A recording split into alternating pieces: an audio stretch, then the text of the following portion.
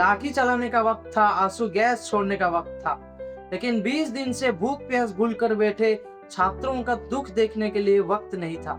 Supreme court की इस एक लाइन ने देश की लाखों बेरोजगार छात्रों का दिल तोड़ दिया है। क्या वाकई इंसाफ की लाइन में आम छात्र का नंबर सबसे आखिर में आता है? नमस्कार दोस्तों, ये वीडियो देखने के लिए हमारे पास टाइम नहीं है।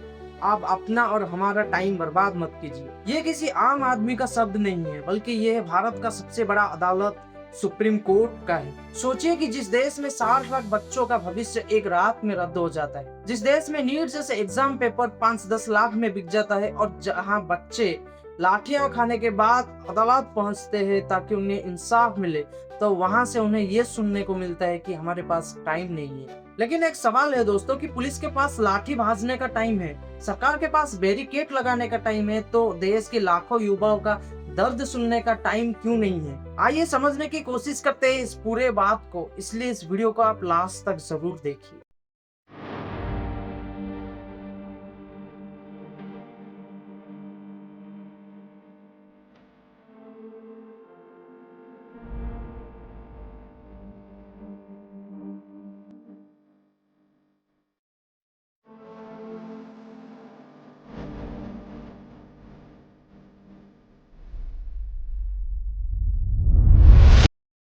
कहानी की शुरुआत होती है दिल्ली की जंतर मंतर और संसद सड़क पर हुए प्रोटेस्ट से। वकील कोर्ट में पिटीशन दाखिल करते हैं और जज साहब से ये कहते हैं कि माय लॉर्ड, बस ये 2 मिनट का वीडियो देख लीजिए कि दिल्ली की सड़क पर कैसे छात्रों के साथ क्या होता है। लेकिन कोर्ट ने उस वीडियो को देखने के लिए तुरंत मना कर दिया।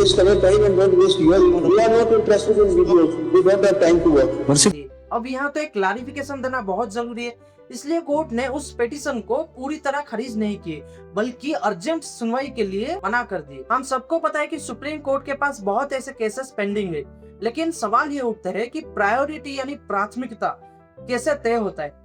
जब बड़े बड़े बिजनेसमैन या नेताओं के केसेस में रात में भी अदालतें खुल सकती है, तो 20 दिन से प्रोटेस्ट करने वाले इन स्टूडेंट्स की मामला प्रायोरिटी क्यों नहीं बन पाता?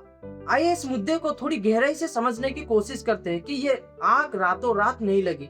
ये शुरू हुआ 15 मई 2026 को, जब एक सुनवाई के दौरान कॉकरोच शब्द का इस्तेमाल हुआ। हालांकि बाद में ये सफाई दी गई कि ये शब्द देश के आम बेरोजगार छात्रों के लिए नहीं था, बल्कि फर्जी डिग्री बेचने वाले फ्रॉड लोगों के लिए था।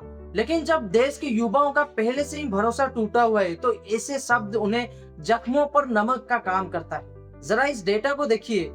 PLFS के मुताबिक भारत में बेरोजगारी का दर 5.5% तक बढ़ गया है पिछले 11 महीने में। इस तरह 2024 में यूपी कांस्टेबल भर्ती निकली थी, जिसमें 60 लाख बच्चों ने फॉर्म फिलअप किए थे, लेकिन ये भी पेपर लीक हो गए। उसके बाद नीट 2024 और नीट 2026 की पेपर लीक, ये तो एक बड़ा सवाल खड़ा करता है। नीट 2026 पेपर लीक के पीछे पटना और बिहार में गिरफ्तारियां हुई। कोचिंग चलाने वाले टीचर्स की फोन से 136 में से 111 सवाल मैचिंग मिले, और जो डील हुआ था सिर्फ 5 लाख में। लेकिन दोस्तों जरा सोचिए कि उस स्टूडेंट्स का क्या होगा जो 10-10 घंटे दिन रात पढ़ाई करके एक डॉक्टर बनने का सपना रखते थे, और उनके परिवार का भी सपना था कि वो हमारा बच्चा आगे जाके एक डॉक्टर बनेगा।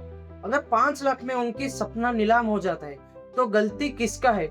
लाइफ में लगे उन स्टूडेंट्स का, या फिर वो सिस्टम का जो ऐसा बना दिया है? जब ये गुस्सा सड़कों पर उतरा तो क्या हुआ? 118 से ज्यादा जवान घायल हुए, पत्थरबाजी हुई और 163 धारा तोड़ी गई। 60 से ज्यादा स्टूडेंट अस्पताल में भर्ती हुए, उनके ऊपर वाटर कैनन और लाठियां चार्ज किया गया। लेकिन दोस्तों इस हिंसा के चलते असली मुद्दा भटक गया। उस रात को भारी बारिश हुई, छात्रों ने भागे नहीं बल्कि उस सड़कों पर डटे रहे। लेकिन कहते हैं ना, जब कोई आंदोलन लंबा जाता है तब उसमें एंट्री होता है पॉलिटिक्स का। विपक्ष के नेता राहुल गांधी ने उस प्रोटेस्ट में शामिल हुए, उनके साथ केजरीवाल और बहुत सारे सेलिब्रिटीज भी अपना राय देने लगे। लेकिन दोस्तों मेरा एक सवाल है कि वो लोग सच में छात्रों की सपोर्ट में आए थे या खुद का मतलब के लिए आए थे? क्योंकि इतिहास गवाह है कि 2011 में भी जंतर मंतर में एक प्रोटेस्ट हुआ था, उधर भी बहुत सारे नीतियां बदली और बहुत सारे पार्टियां बनी।